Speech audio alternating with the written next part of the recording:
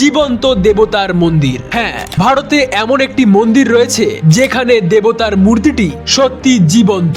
কিন্তু কোথায় বলছি। রহস্যময় এই মন্দিরটি হলো হিমাচল লক্ষ্মী নরসিংহ স্বামী মন্দির, যেটি অবস্থিত তেলেঙ্গানার ওয়ারাঙ্গাল জেলার মাল্লুর গ্রামে। মন্দিরটি প্রায় 4000 বছরেরও বেশি পুরনো। এখানে ভগবান বিষ্ণুর নরসিংহ অবতারের পুজো করা হয়, কিন্তু এখানে নরসিংহ দেবের মূর্তিটি একেবারেই আলাদা। এই মূর্তিটির দেহ পাথরের মতো শক্ত নয়, বরং মানুষের দেহের মতো নরম, এবং এই মূর্তির গায়ে চাপ দিলে মানুষের চামড়ার মতোই আঙুল মূর্তির শরীরের মধ্যে বসে যায়। আর বেশি জোরে স্পর্শ করলে মূর্তির শরীর থেকে রক্তের মতো তরল বের হতে থাকে। এমনকি এই মূর্তিটির নাভির দিক থেকে সব সময়ই রক্তের মতো তরল বের হয়, যে কারণে মন্দিরের পুরোহিতরা মূর্তির গায়ে সবসময় চন্দনের প্রলেপ দিয়ে রাখেন। এমনকি মন্দিরের পুরোহিতরা এটাও জানান যে মূর্তির দেহ পাথরের মতো ঠান্ডা নয়, বরং মানুষের দেহের মতো উষ্ণ, এবং মূর্তির কাছে গেলে মানুষের মতোই শ্বাস প্রশ্বাসের আওয়াজ শোনা যায়। সমুদ্র পৃষ্ঠ থেকে প্রায় 1500 ফুট উঁচুতে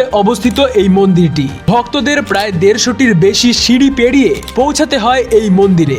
লোককথা অনুযায়ী এই মূর্তিটি মানুষের তৈরি নয়, এটি একটি স্বয়ম্ভূ মূর্তি, অর্থাৎ মাটির নিচ থেকে নিজেই প্রকাশ পেয়েছে। এই সব কারণের জন্য অনেকেই মনে করেন এই মূর্তিটি আসলে জীবন্ত।